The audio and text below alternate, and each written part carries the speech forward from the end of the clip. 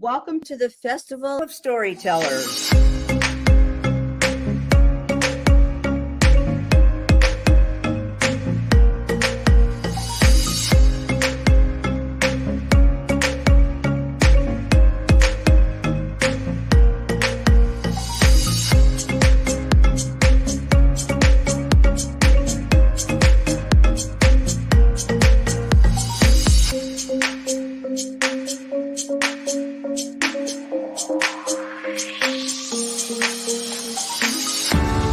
I can't tell you how excited I am to be on right now.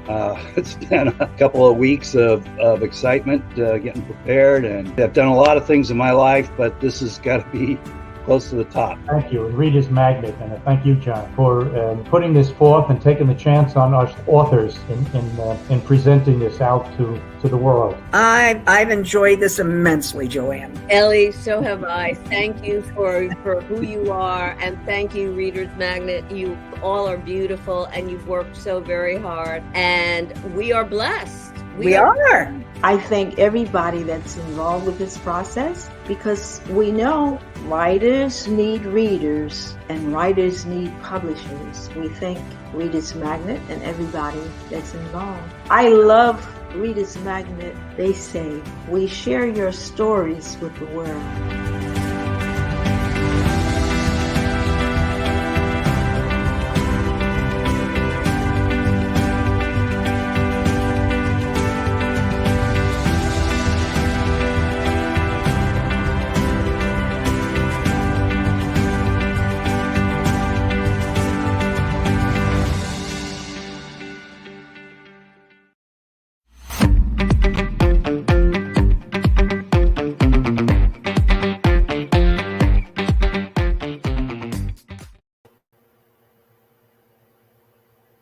Hello, everyone. I'm Charles Sampson, and I am pleased to be able to share with you my memoir, Sparrows of Senegal. I'm thankful to Reader's Magnet for allowing this presentation to go forward. And I'll tell you a little bit about me. I'm a professor emeritus at University of Missouri. I worked in the academy, the university, for probably 30 years or so, easily 30 years. And I traveled a great deal, learned a lot. And as a result of my travels, particularly to the African continent, I've been able to tie back my beginnings and my experiences with that which I saw on the continent of Africa. Thus, my memoir, Sparrows of Senegal. Senegal is a place that used to exist. Senegal was the Gambia and Senegal, and those areas on the tip of northwestern Africa. In fact, if one is traveling from the United States, the very first place you land is in Dakar, Senegal. And that was one of the slave ports, one of many along the west coast of Africa. And that's where I became familiar with how the slaves were carried and how they were captured and locked up prior to their sailing across the Atlantic Ocean. I'm an accomplished amateur photographer. And so during my several trips to Africa, about 15 countries over a 20-year period, I've been able to take photos, and I've used those photos to talk about my experiences there on the continent. But this geographic photographic exercise is more than just pictures. I don't work for National Geographic. It's more than that, but it helps me to stay true to my story. A few years ago, I'll dive in. A few years ago, my daughter bought a kit which allowed me to submit my DNA for a test to help me understand my ancestry. And my DNA traced me back to about 5 or 6 countries in Africa, but the main ones were in Southern Africa, namely Mozambique and Tanzania and South Africa itself were those places that I could be connected to. I also have evidence of ancestral connection to South America, Central America, and Guyana, and lesser to Morocco in Northern Africa. All of my travels, though, brought to memory my life in the United States of America. I grew up in Mississippi and was able to leave Mississippi, go to undergraduate school, leave undergraduate school, become an officer in the U.S. Air Force during the Vietnam era, and then from there to graduate school. And the result of all of those things caused me to focus on that trip to Senegal in June of 2005, where I was able to examine some of the things that I had thought that were important. And so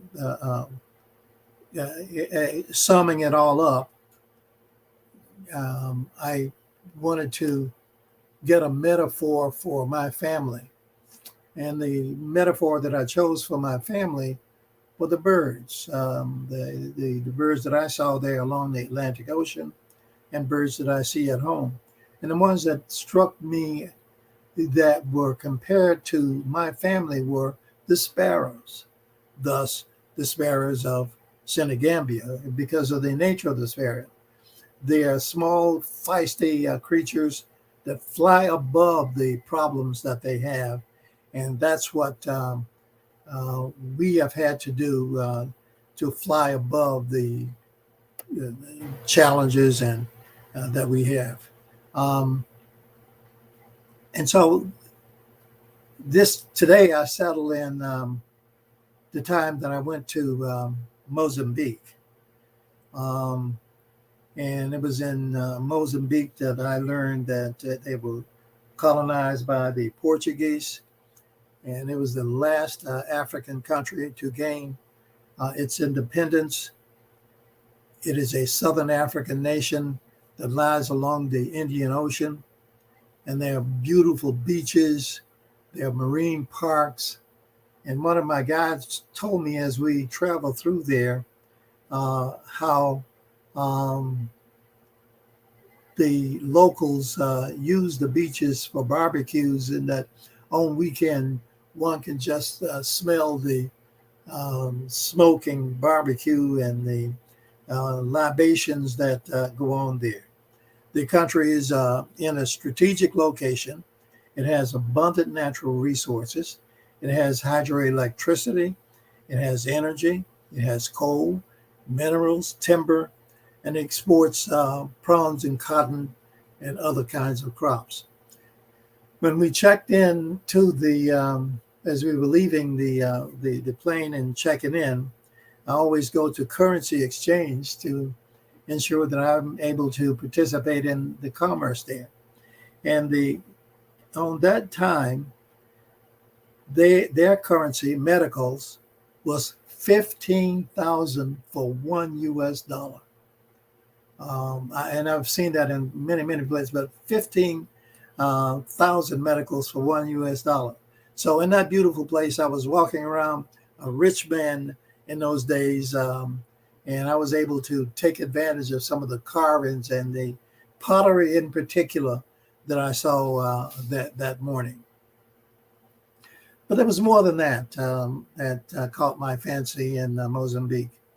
First was the fact that, as I indicated earlier, it was the last country on the continent to gain its independence. They did so in 1975. And then following that 1975 freedom from Portugal, there was a 20-year civil war. So it was not until 1995 or so that they really took off to form their own government. And they were a developing democracy. And it is not fair to say that developing democracy faces or has the ability to face the kind of challenges that a more mature democracy faces. That was clearly not the case. They were not accustomed to citizen participation. They were not accustomed to making decisions about their own welfare. It was, as I thought about all of that, I then began to compare what I had experienced as life in this country. And I looked at that through the lens that I developed as a social scientist. As a social scientist, I look at culture and governmental policy and see how culture and governmental policy allows people to take advantage of whatever freedom they are going to have. And so as I thought about all of where Mozambique was trying to go, what they were trying to do, and I compared it with what we were doing in the USA, and there's this wide gulf of what we were trying to do in the USA. And so so in the early 2000s, that was 2003. In the early 2000s, when I was over there, I began to think about their experiences compared to what we experienced. As I said, I looked at particular governmental policies. I call them transformative governmental policies. And there are 4 of them that I want to focus on as I present my work to you today. These 4 governmental policies, and these 4 governmental policies, I assert, has really impacted the quality of life that my family has had. The first one of them was the Constitution of the United States. And during that time, there was a period when the United States was developing. It is clear that the United States was developing as a class-dominant society. And I say, as I have said to students in my classroom, I assert that classism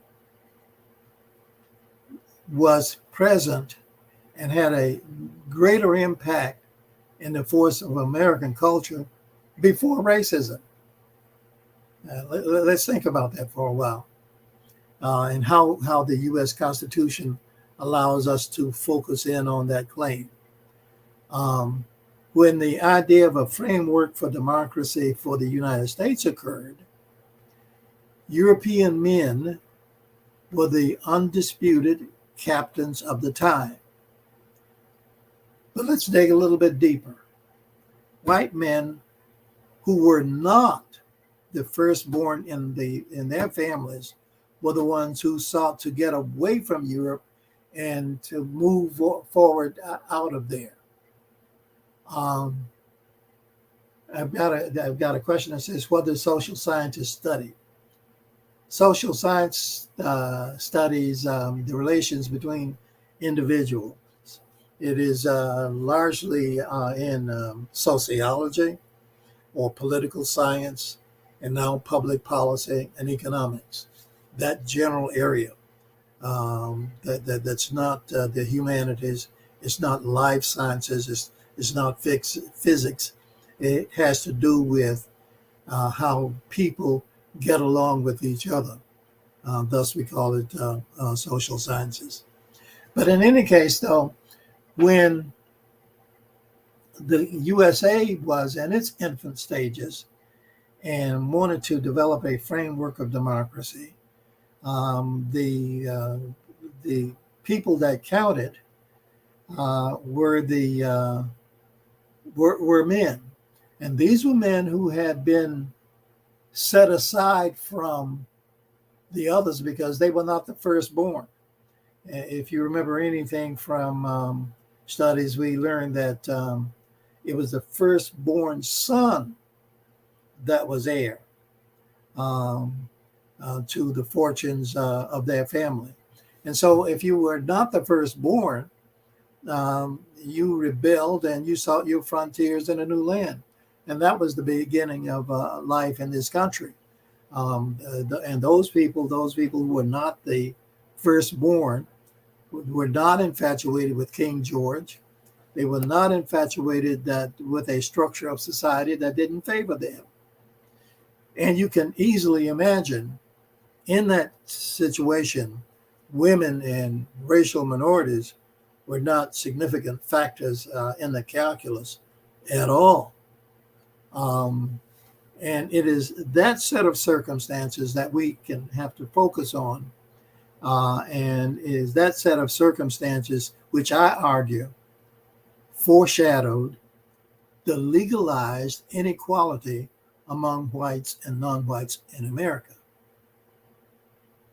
And those circumstances happen at the very outset. They do not exist today in 2021 in the same fashion that they did before the Constitution was settled. A lot has changed. Let's be honest about that. A great deal has changed.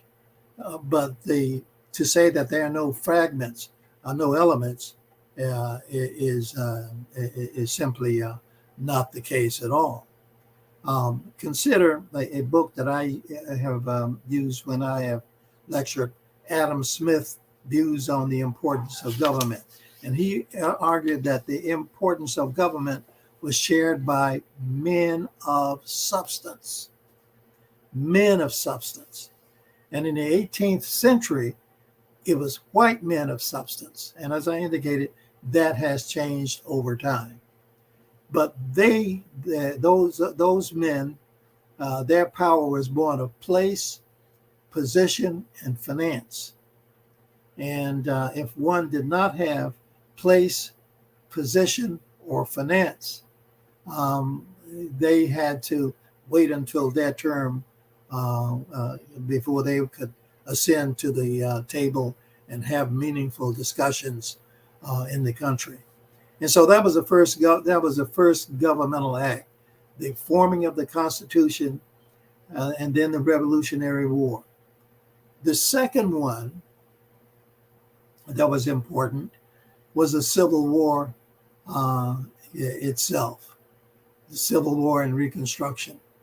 And there are so many discussions about the role of the Civil War and so many attempts to deny that it even existed, but it is there. And it was during that time that the muscle of African slaves were key factors in the economic well-being of American society.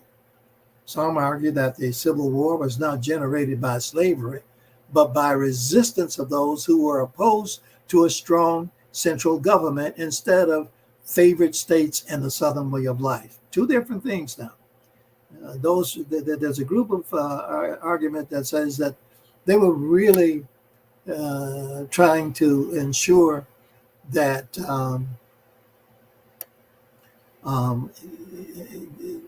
states and individuals in those states could rule themselves, but they never thought about the subjects when they talk about ruling for themselves. And as I look at the question from Fairgrove 1502 and whether I think that the Constitution is better than what it was previously, I think that, well, the Constitution really hasn't changed, but the interpretation of it and the humanizing elements of the Constitution and the quality of life that flows therefrom does make it absolutely much better. Let's not say that we are back in the same way we were before the Constitution was adapted. No, that's clearly not what I'm trying to say. But what I am saying is that the main ingredient during that time, though, was free labor provided by the slaves. And then after the Civil War, the South had a strong resistance to any legislation. And this is important. The South had a strong opposition to any legislation that would assist those former slaves in their quest for citizenship. And that was very, very burdening.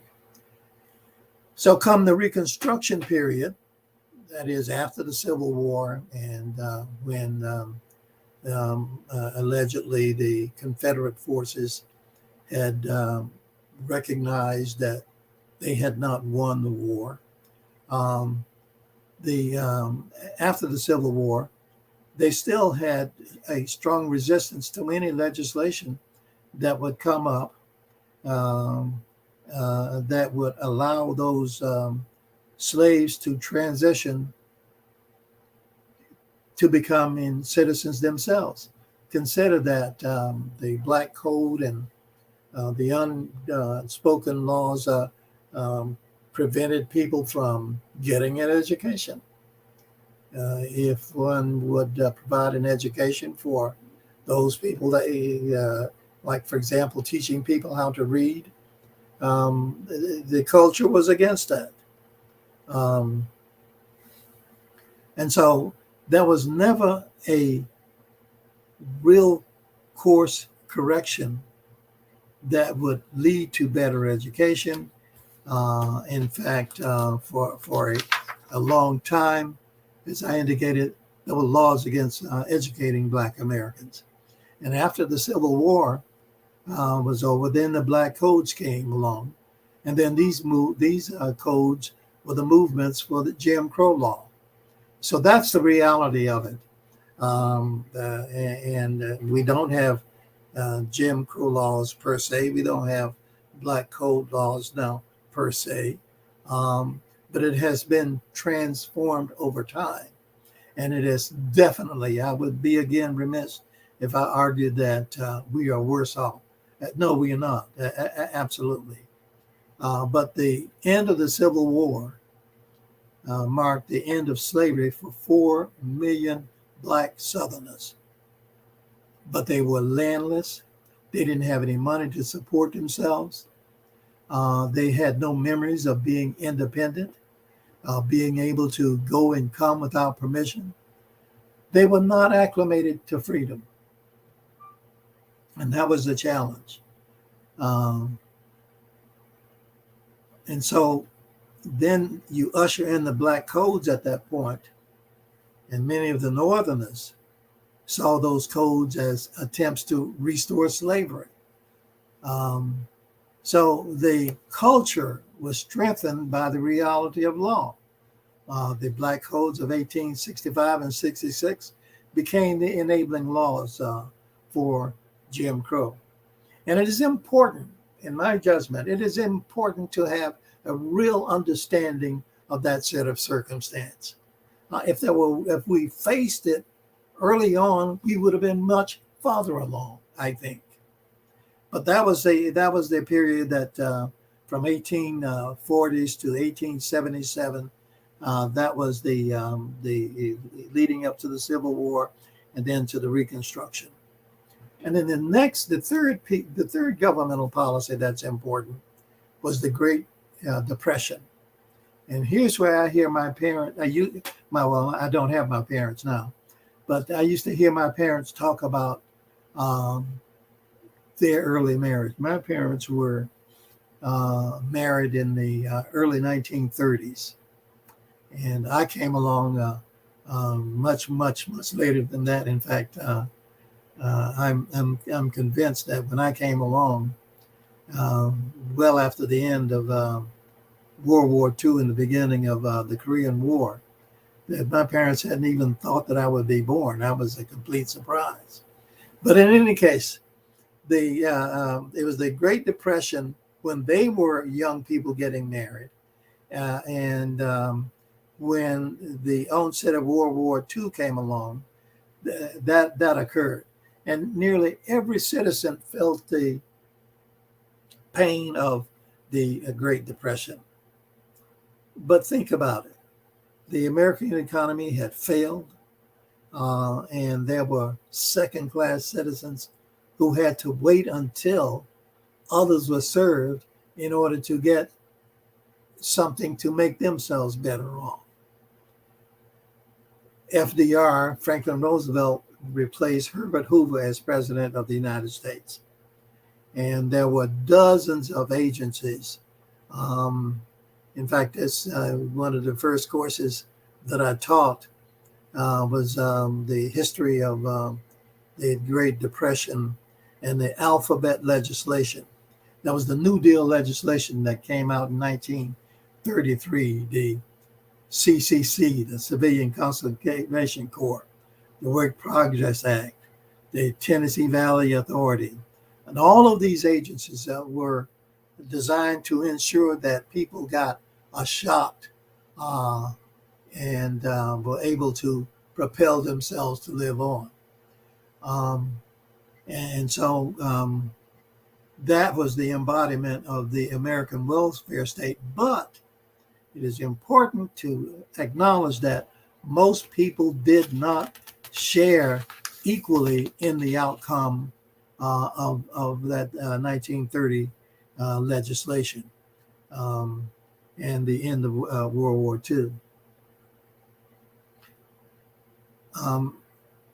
And the fourth piece of legislation that was important, and for me, it was more important than any of them, and that was the serious movement to set forth civil rights policy in this country. And that took a long time, the period between 1945 and 1965. There was no administrative structure. Just like at the end of the Civil War, there was no administrative structure. And so the first time that there was an opportunity for for an administrative structure to go forward was the administrative infrastructure or bureaucracy for the civil rights movement that was coming along. And that is recognized then. And for me, the most important one of these was the Voting Rights Act of 1965. And I remember that. I remember when Martin Luther King's March on Washington and all of that had come aboard.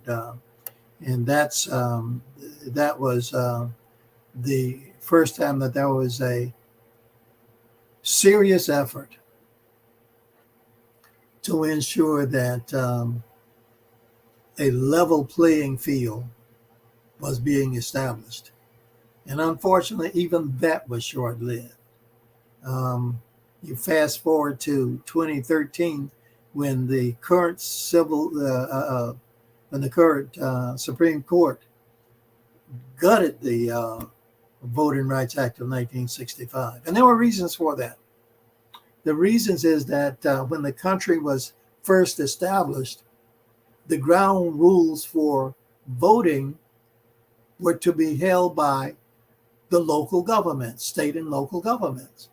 But the state and local governments failed those citizens that they failed to bring along. And so they inserted the federal government in that process. And with the federal government in that process, then you have a fight between the federal government and the state and local governments, and a refusal of the states to recognize national supremacy. And we have those fights from time to time. We're having those fights now about the failure to accept national supremacy. But in order to manifest or to accept the fact that the state and local governments were to determine that is for the federal government. That is why they had what was called sundown provisions. Thus, you had to review the law every 5 years or so. When Ronald Reagan was in the office, he refused to deal with renewing the law, but he was so convinced and that instead of reviewing it every 5 years, Reagan reviewed and improved it for 25 years. So going back to the question earlier, things have definitely changed, but there is a lot to go. I see I'm coming up on my 30 minutes, and I'm looking at a question from Fairgore 838, and I love your question. You say you love the cover of the Sparrows of Senegambia that they were seeing in the booth, and a lot of that were photos that I took while I was in Africa, and they are scattered through my book.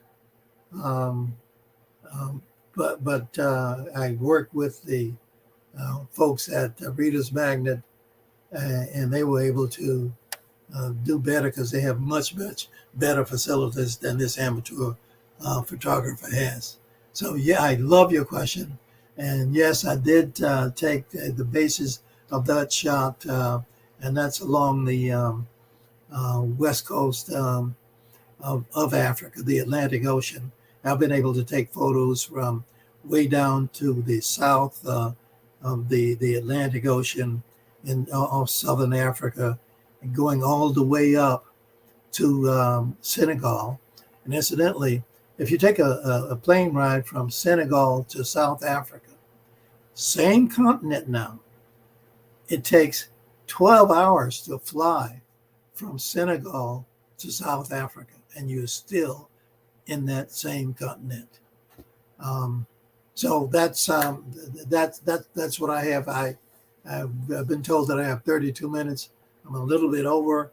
I apologize for being over. And someone says amazing work, and I love you saying that. So you that I should continue doing the photography. I hope that doesn't mean stop writing and do only photography, but I do love the hobby of photography.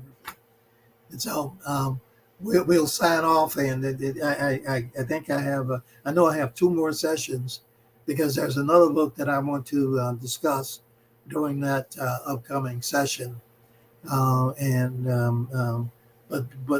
right now we are in the layout of the book Sparrows of Senegambia, and in the upcoming sessions I'll be able to talk about my book Vanishing Beacons, which also takes a look at local governments that have been put in place as a result of the Voting Rights Act that allowed cities to elect blacks as mayors. That's another topic. I'll have that in the next one. I appreciate your comments. I appreciate the opportunity to be able to share this with you. And I apologize for going 5 minutes over. And thank you very much.